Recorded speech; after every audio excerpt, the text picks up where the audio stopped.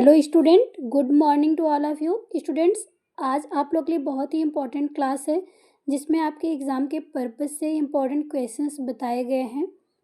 इसमें आप लोग सबसे पहले ध्यान दीजिएगा कि आपके सब्जेक्ट होम साइंस में पेपर का नाम क्या है। इस बात को ध्यान रखिएगा क्योंकि पेपर के नाम से भी आपके एग्ज़ाम में क्वेश्चंस पूछे जाते हैं। जैसे आपका पेपर का नाम है आवास और प्रसार शिक्षा, तो इसमें से पूछा जा सकता है कि आवास क्या है, और इसके साथ ही साथ पूछा जा सकता है कि प्रसार शिक्षा क्या है। इसके बारे में आप क्या जान रहे हैं, ये लघु उत्तरी में भी आ सकता है और अति लघु में भी आ सकता है। तो इस प्रकार से इसको आप पढ़िएगा। जो भी यहाँ क्वेश्चंस बताए जा रहे हैं, इस क्वेश्चन से संबंधित क्लासेस जो हैं आपको डिस्क्रिप्शन बॉक्स में लिंक दे दिया जाएगा, वहाँ से आप देख लीजिएगा, जिससे आपको क्लास ढूंढने में आसानी होगी। और एग्ज़ाम आपका बहुत ही नज़दीक है, आप लोग क्वेश्चंस को नोट कर लीजिएगा और इसके क्लास को पढ़ लीजिएगा।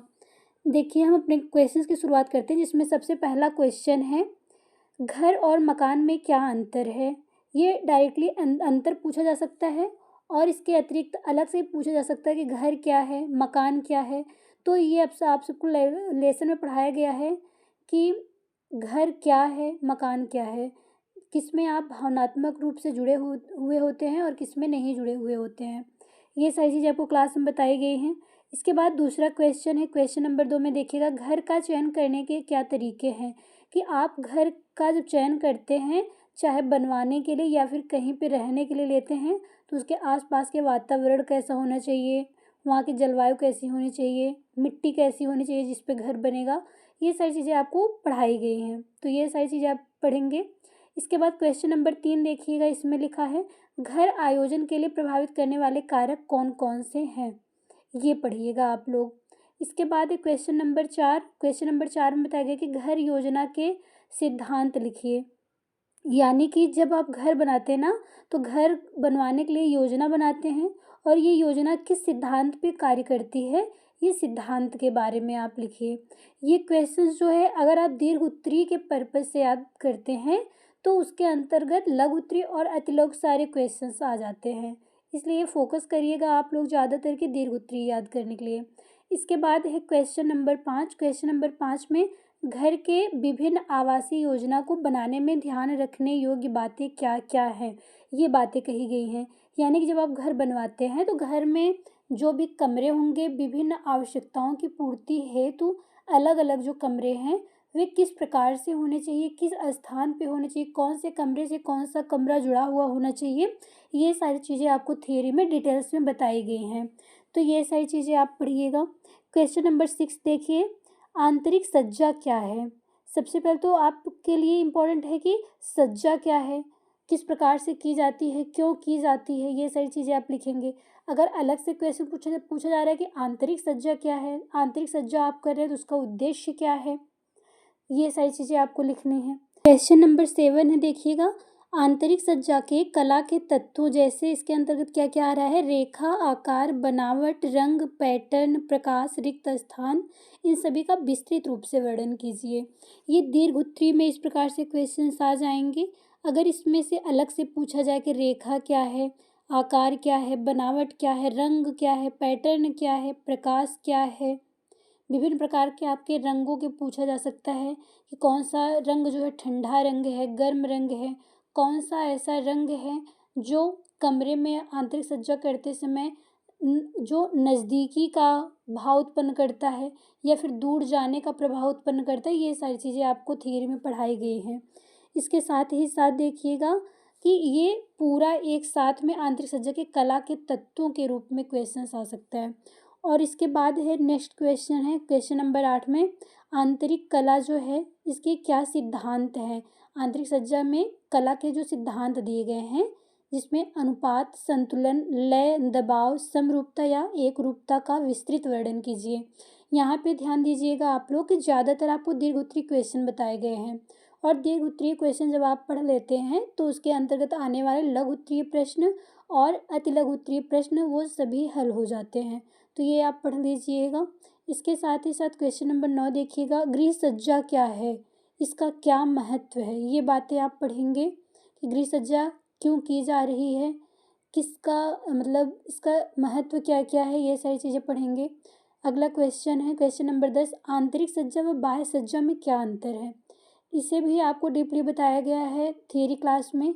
आंतरिक सज्जा मतलब कि जो घर का जो दीवार है ये आवरण के रूप में जो बाहर से दिख रहा है हमको, ये बाह्य रूप है।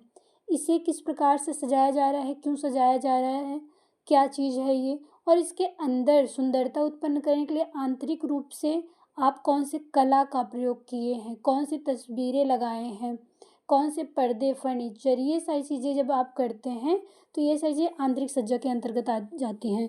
तो थियरी में इसमें डिफरेंट भी बताया गया आप लोगों को। क्वेश्चन नंबर 11 देखिएगा, गृह सज्जा के आवश्यक तत्व कौन कौन से हैं, विस्तृत वर्णन कीजिए। गृह सज्जा में जो भी सहायक चीज़ें हैं जिनसे आप अपने घर की सजावट करते हैं, उनके तत्व कौन कौन से हैं, वो सारी चीज़ें आप वर्णन करके लिखेंगे। इसके बाद है question number 12, furniture design. Furniture के अंतर्गत आपका पर्दा, भित्ति चित्रण, प्रकाश का क्या प्रभाव पड़ रहा है इन सब पे, फर्श सजावट, ये सारी चीज़ें फर्निशिंग के अंतर्गत आ रही हैं। और अन्य सहायक उपकरण का वर्णन कीजिए। जब आप घर में सजावट कर रहे हैं फर्नीचर के साथ ही साथ अन्य जो भी चीज़ें हैं उन सब का प्रयोग किस प्रकार आप सजावट में कर रहे हैं, ये सारी चीज़ें क्वेश्चन आ रहे हैं एग्ज़ाम में इस प्रकार से। और इसके पहले भी ये सारे क्वेश्चंस पूछे गए हैं, तो उसी के पर्पज़ से ये क्वेश्चन बनाया गया है, तो आप लोग इसको नोट करते जाइएगा अपनी कॉपी में। इसके बाद एक क्वेश्चन नंबर 13, पुष्प सज्जा क्या है। पुष्प सज्जा क्या है तथा यह कब और कहाँ प्रारंभ हुई थी, ये आपको एकदम डीपली बताया गया है कि इसकी शुरुआत कहाँ से हुई थी, क्यों हुई थी। सबसे पहले जो है कि पुष्प सज्जा किस विद्यालय में शिक्षा दी गई थी, ये सारी चीज़ें आपको पढ़ाई गई हैं, वहाँ से आप पढ़िएगा। फिर पुष्प सज्जा की शैली कौन कौन सी हैं, आंतरिक सज्जा में यह किस प्रकार सहायक है, ये सारी चीज़ें आप लिखेंगे कि देसी शैली है, पाश्चात्य शैली है, और इन दोनों का मिक्स रूप जो है वो आधुनिक शैली है। पुष्प सज्जा में ही ये आपको पूछा जाता है कि लटकती हुई पुष्प सज्जा कहाँ की है, तो आपको बताया गया था कि जापान की जो पुष्प सज्जा है वो लटकती हुई पुष्प सज्जा के अंतर्गत आता है। ये सारी चीज़ें आपको बताई गई हैं, तो आपको इसमें लिखना है कि आंतरिक सज्जा में किस प्रकार से सहायता प्रदान कर रही है, उसमें क्या सुंदरता बढ़ रही है, लोगों को किस प्रकार आकर्षित कर रहा है, ये सारी चीज़ें लिखेंगे। क्वेश्चन नंबर 15 में देखिएगा, इकेबाना क्या है। तो इकेबाना आपको बताया गया था कि जो जापान की पुष्प सज्जा है, इसमें इकेबाना जो पुष्प सज्जा है, इसमें जो बताए गए हैं आपको थियरी में कि इसमें 3 प्रकार के रेखाओं का प्रयोग किया गया है, शिंसो हाइकी, ये आप डीपली पढ़ लीजिएगा। इसके बाद क्वेश्चन नंबर 16, प्रसार शिक्षा क्या है, इसका क्या उद्देश्य है, इसके महत्व और विशेषता को लिखिए तथा भारत में प्रसार शिक्षा का प्रारंभिक प्रयास क्या रहा है। तो आप लोग को बताया गया है थियरी में कि प्रसार शिक्षा सबसे पहले कृषि के उद्देश्य से ग्रामीणों की मदद के लिए आई थी, और ये किस प्रकार से महत्व प्रदान कर रहा है ग्रामीण लोगों को।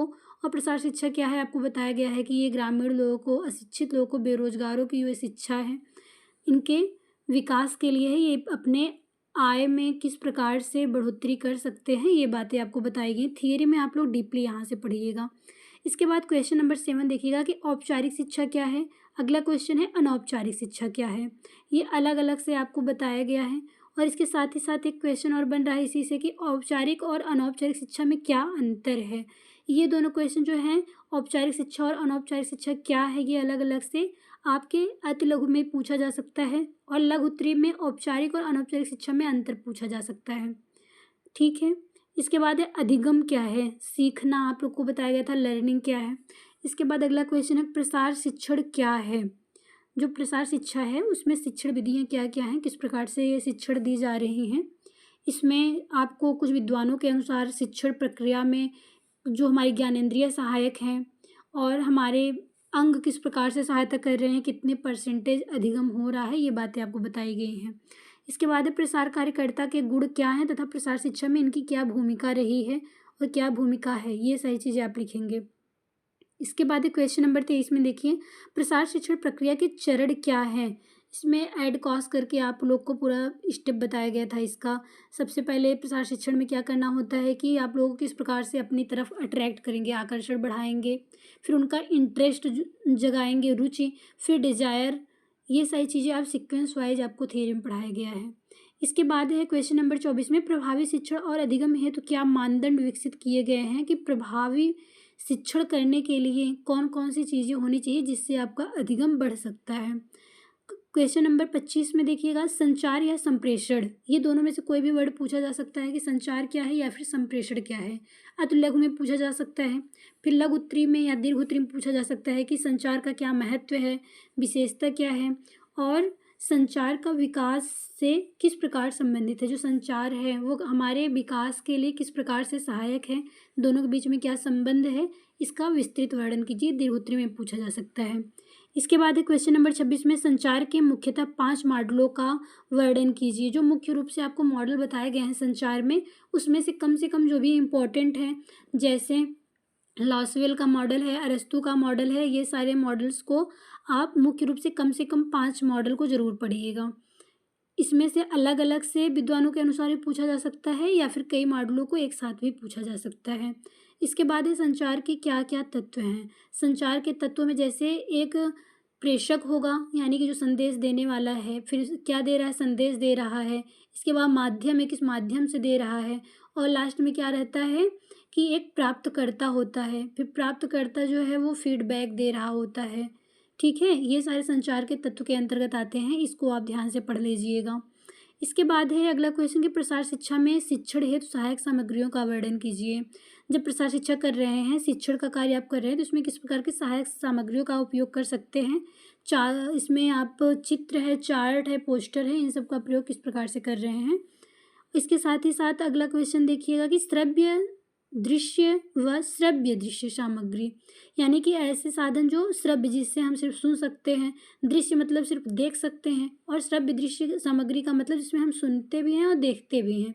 ये चीज़ें क्या हैं, ये आपको लिखना है। ये अलग अलग से पूछा जा सकता है, और ये दीर्घ उत्तरी में पूछा जा सकता है, सब एक साथ में। और यह प्रसार शिक्षा में किस प्रकार से सहायक है, ये प्रसार शिक्षा में क्या सहायता प्रदान कर रहा है और किस प्रकार से कर रहा है, ये लिखना होगा आपको। क्वेश्चन नंबर 30 है, लास्ट क्वेश्चन आपका, कि श्रव्य दृश्य तथा श्रव्य दृश्य सामग्री के विभिन्न उदाहरणों का सचित्र वर्णन कीजिए। आप श्रव्य दृश्य और श्रव्य अलग से और दृश्य अलग से, इन सब के अंतर्गत आने वाले जो भी उदाहरण हैं, जैसे रेडियो है, टेलीविज़न है, मोबाइल फ़ोन है, चार्ट है, पोस्टर है, इसमें से आप देख लेंगे कि कौन सा ऐसा सामग्री है जिससे हम सिर्फ देख करके शिक्षण कर रहे हैं, कौन सा साधन है जिससे हम सिर्फ सुन करके अध्ययन कर रहे हैं। जैसे चार्ट और पोस्टर है तो उसको हम सिर्फ देख सकते हैं, वहीं अगर रेडियो है और साउंड है, इन सबको सिर्फ हम सुन सक रहे हैं। लेकिन जो टेलीविज़न है उसमें हम देखते भी हैं और सुनते भी हैं। मल्टीमीडिया जो भी है, इन सब में हम देखते हैं और सुनते भी हैं।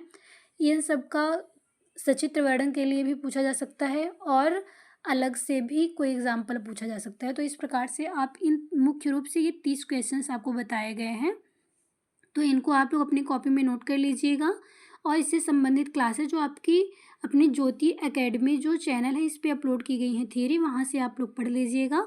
और इसकी जो प्ले लिस्ट है आपके सब्जेक्ट की, ये डिस्क्रिप्शन बॉक्स में इसका लिंक दे दिया जाएगा, आप लोग वहाँ से सर्च करके लिख लीजिएगा और पढ़ लीजिएगा। आपका एग्ज़ाम अब ज़्यादा टाइम नहीं है, किसी भी समय नोटिफिकेशन आ सकता है, और पिछली बार भी न्यूज़पेपर में 11 अप्रैल को ही डेट दी गई थी। तो अभी ये कन्फर्म नहीं है कि 11 से होगा कि नहीं, लेकिन 2-4 दिन आगे पीछे हो सकता है। तो ये चीज़ आप ध्यान में रख करके तैयारी कीजिएगा। ठीक है, मिलते हैं आप लोग से फिर से किसी नए टॉपिक के साथ। तब तक के लिए धन्यवाद।